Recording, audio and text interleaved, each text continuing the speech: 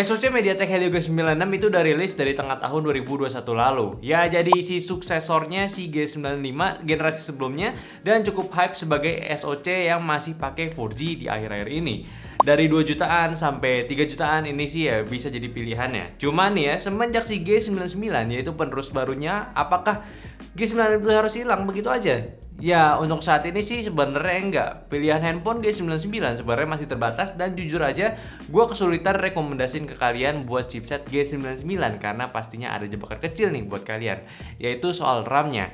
Ya sebenarnya itu bahasan lain sih. Makanya untuk saat ini si G96 itu masih oke banget sebenarnya. Ditambah handphone juga yang masih baru rilis. Otomatis handphone yang G96 ini bakalan lebih murah cuy harganya. Kayak yang gue mau bahas di sini yaitu Infinix Hot 20s. Ini handphone bener-bener masih fresh. Kayak bulan lalu itu rilis ya di era G99 yang udah ada juga. Dan apakah handphone ini worth it buat kalian beli sekarang ini? Gue bisa bilang iya, pakai banget gitu ya. Karena dari secara spek on papernya ini masih oke cuy. Cuma sebelum gue lanjutin ya perlu perkenalan dulu gitu ya, seperti biasa. Jadi halo semua, dengan gue Aldi di channel Nyantai, di channel teknologi yang tempatnya kalian itu marah-marah. Tapi tenang, kalau di video YouTube bakalan tetap informatif juga. Makanya kalian subscribe dulu aja ke channel ini biar terus dapetin racun teknologi terbaru. Dan pastiin juga komen kalau kalian suka dengan racun-racun yang kita kasih di setiap videonya. Oke? Jadi kita lanjut nih soal spek on papernya. Nah, handphone ini tuh menarik banget di harga yang sama kayak Poco M5 yang udah pakai G99 tapi masih 4G RAM-nya. Dia ini bisa nyamain skor Antutunya. Jadi si handphone ini udah gunain si G96 dengan RAM gede nih, 8GB plus 5GB secara virtual dengan storage itu yang dikasih 128GB. So ini salah satu hal yang menarik juga buat kalian pertimbangin cuy. Kebayang dong gimana performanya kan? Jadi di Antutu skornya ini bisa mencapai di angka 345 ribuan, yang mana ini 4% lebih kenceng dibanding Poco M5. Lumayan nih, jadi setara lah angkanya. Dan sintetisnya yang lain pun si G99 pun nggak terlalu jauh jarak skornya antara si G99. Kayak di Geekbench singlenya ketinggalan cuma di 12% doang, dan multinya ya lebih mending cuma di 10%. Kalau 3D Mark Slingshot ini lebih mending, ketinggalannya cuma 3% doang, sedangkan yang wildlife-nya ini 5%-an lah. Ya tapi sekali lagi jangan lupain komponen pendukung lainnya, yang satu 4GB, yang satunya lagi ini 8GB. Jadi jangan ambil kesimpulan pendek cuy. Tapi tetap G96 ini yang udah cukup lama nggak berarti jelek juga cuy. Dan untuk pengalaman UI-nya, ini si handphone udah pakai XOS 12 dengan basis Android 12 juga. Ini menarik, bloatware aplikasi random pun cukup minim, iklannya nggak ada ataupun jarang mungkin ya. Cuma ya bloatware-nya dari Infinix yang sendiri sih menurut gue ini agak sedikit rame ya.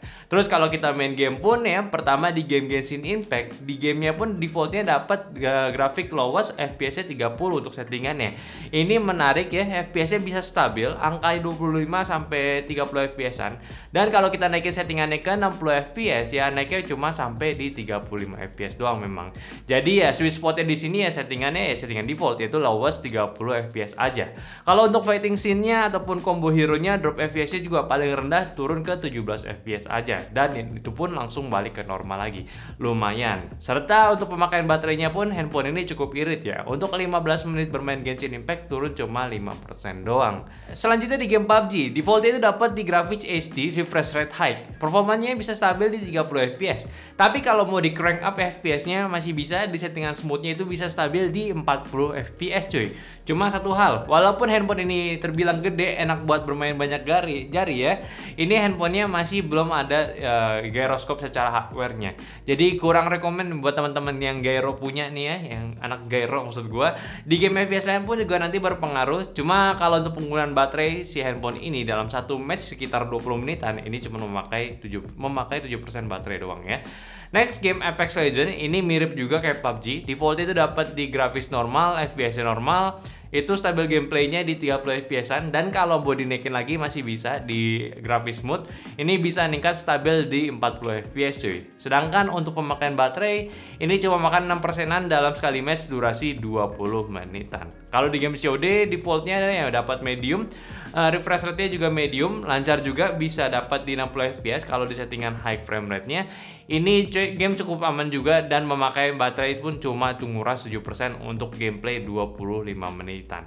Dan terakhir yaitu game Mobile Legends, game yang collab sama handphone ini. Sebenarnya bakal jadi pembahasan yang menarik soalnya handphone ini tuh ke-unlock cuy settingan refresh rate ultranya yang seharusnya memungkinkan untuk bermain di 120 fps. Namun sayangnya, sekali lagi settingan grafis terendahnya itu tidak ada yang bisa nyentuh di fps itu. Maksimalnya cuma dapat di 80 fps doang. Itu pun juga nggak stabil cuy, naik turun ke dari 60 ke 80 fps gitu.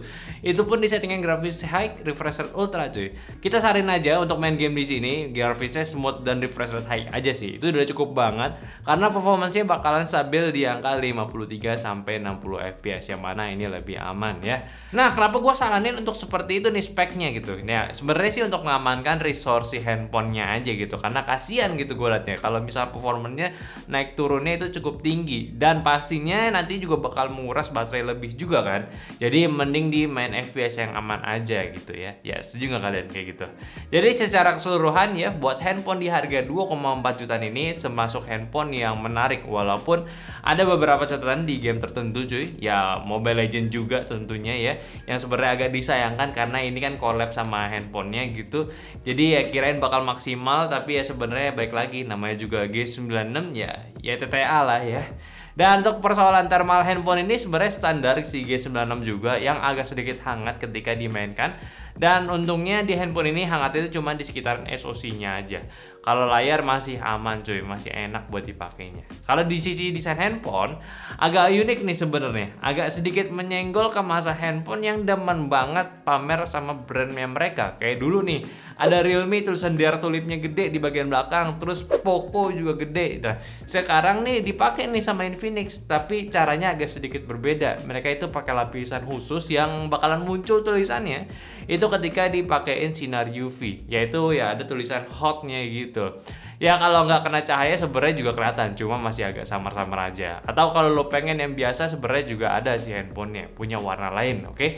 Secara overall ya look si handphone ini sebenarnya masih bisa dikatakan ya tetap ngikutin zamannya juga karena masih ada dua bump kamera yang menjadi karakter handphone di akhir-akhir tahun ini cuy. Tapi kalau kita lihat lebih detail lagi, si triple kamera setup Infinix ini agak bermain pintar di posisi kameranya. Kayak di kamera ketiganya, ini posisinya tuh nggak di tengah kamera bumpnya cuy. Kelihatan nggak kalian biar tetap PCB di dalamnya ini nggak makan banyak tempat. Tapi ya it's okay lah. Kalau di bagian layar ya, ini masih ada dagu yang tebal juga di bawahnya dan spek layarnya ini pun masih menggunakan panel IPX dengan resolusi Full HD Plus di refresh rate sampai 120 Hz dengan touch sampling rate-nya di 240 Hz. Keterangannya itu bisa mencapai 500 nits dan buat refresh rate pun juga ada beberapa settingannya. Kayak lu bisa settingan di 60, 90 sama 120 Hz atau mungkin kalau pengen yang auto mode ada juga, tinggal di setting aja. Serta untuk ukuran handphone ini juga tergolong besar ya, yaitu di 6,78 inci. Ditambah bobot handphonenya sekitar 202 gram, memang kerasa cukup besar dan agak sedikit berat sih handphonenya. Ya kalian juga udah pada tahu lah ya soal handphone ini, jadi udah banyak yang review juga ya udahlah. Jadi bahas sedikit sebelum ke bagian kameranya juga, handphone ini pun masih punya konektivitas 4G. Bluetooth-nya udah ada pasti, cuma NFC-nya ini masih absen. Yang sebenarnya agak kurang memang untuk handphone di 2022, apalagi akhir hari ini gitu. Terus sensor gyroscope juga software doang ya, standar handphone budget, tapi kalian masih dikasih FM radio cuy. Udah jarang ada di handphonenya gitu ya, handphone yang lain. Serta speaker stereo cuma ada ya, cuman agak sedikit kurang imbang aja suaranya.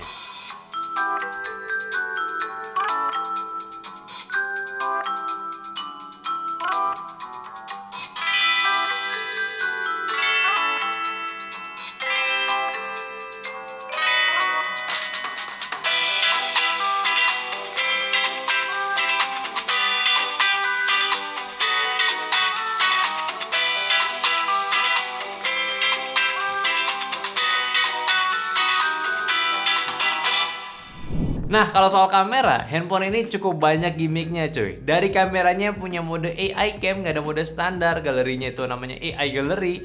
Yang anehnya banget itu ini kenapa manfaatin si AI-nya banget nih di kameranya ini. Padahal gambarnya sebenarnya biasa aja. Ya walaupun jelas ya hasil processingnya itu ekstrim banget AI-nya. Tapi sebelum itu, setup kameranya ya kita bahas dulu nih. Ini unik banget. Triple kamera setup. Yang pertama itu 50 megapiksel kamera utama, 2 megapiksel bokeh, dan 2 megapiksel super bokeh. Kayak apa sih gitu ya? Gue bingung ini maksudnya kayak gimana. Serta kamera depannya pun juga memiliki resolusi di 8 megapiksel ya, standar gitu ya. Dan hasilnya unik. Di foto standar kalau ada orang, kameranya ini langsung processing dengan filter ya. AI-nya ini gue rasa karena ada foto aldiranya di sini, jadi sangat tidak natural gitu gambarnya. Ya kayak abis kasih ke efek foto aja jadinya gitu. Tapi kalau misalkan nggak ada foto objek, yang ada orang ya di gambar ataupun gambar landscape itu, ya hasilnya gambarnya natural aja. Nah, sebenarnya agak sulit nih bandinginnya gitu, karena kita nggak bisa matiin mode AI-nya. Ya karena nama mode AI-nya itu ya nggak ada mode standar ya cuy, jadi ribet gitu. Kalau di mode malam ini lumayan bisa naikin kualitas gambarnya walaupun kelihatan kayak over sharpening gitu ya. Tapi setidaknya gua suka gambarnya itu jadi lebih bisa dipakai. Tapi tambah catatan ya, processing night mode-nya itu cukup terbilang lama untuk di area yang minim cahaya cuy.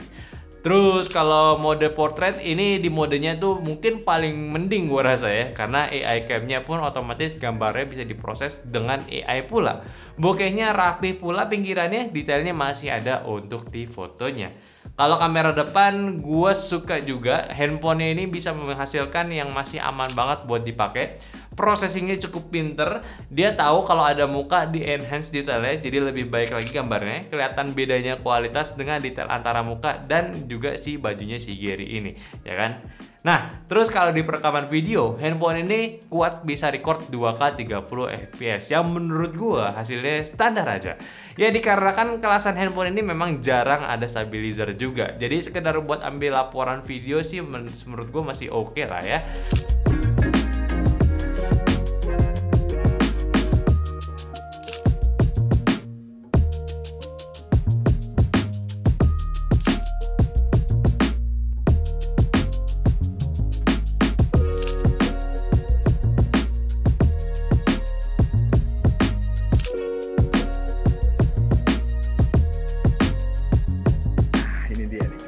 Lagi nyobain Infinix Hot 20S, bisa dilihat sendiri nih.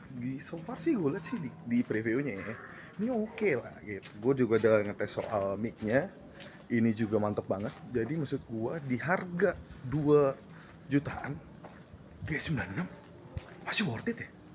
Walaupun gak ada stabilizer. Kalau ada yang bilang-bilang, kok gak ada stabilizer, gimana sih jelek 2 jutaan bro, ngarep stabilizer gambar bagus ya. Ini buat kayak report ke teman-teman atau ke grup lu, udah mantep lah ini.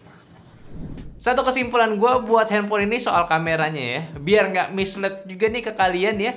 Ini handphone memang bukan ditargetin biar punya kamera yang bagus sebenarnya. Jadi walaupun gue terheran-heran dengan hasilnya ya sebenarnya gue tetap mewajarkan dengan yang diberikan dengan Hot 20S ini cuy.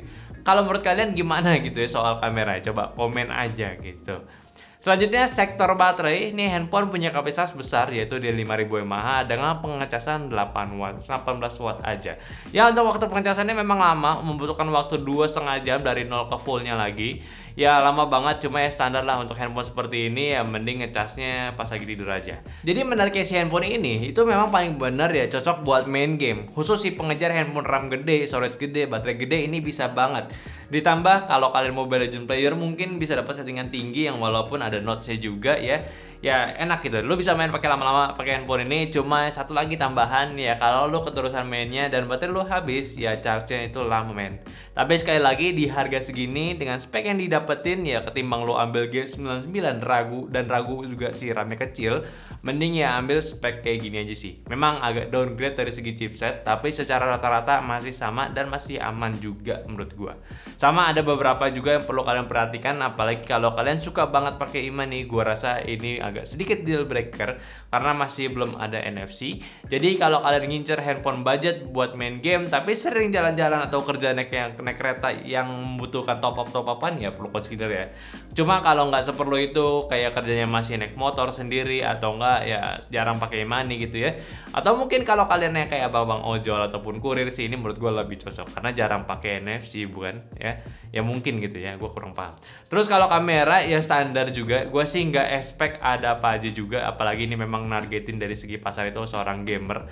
Jadi performanya udah oke juga dengan RAM yang oke pula, dan sekali lagi storage-nya besar. Ya kamera biasa itu adalah hal yang biasa sih untuk kelasan bentukan handphone kayak gini. Tapi seperti biasa, kalau kalian suka ya suka yang mana nih? Mendingan beli handphone G96 yang lebih murah atau mending G99 yang lebih baru dalamannya? Coba aja komen di bawah, oke? Oke, mungkin itu aja dulu pembahasan gue dari Infinix Hot 20s ya. Tolong bantu share juga video ini ke teman-teman kalian lagi butuh handphone baru dan harga budget. Dan jangan lupa juga kasih pendapatnya di kolom komentar sama like video ini kalau kalian suka. Dan follow semua sosial media kita yang ada di Instagram, TikTok, Facebook, dan juga Discord. Yang semua linknya itu ada di deskripsi. Dan terakhir, sampai jumpa di video nyantai selanjutnya. Bye-bye.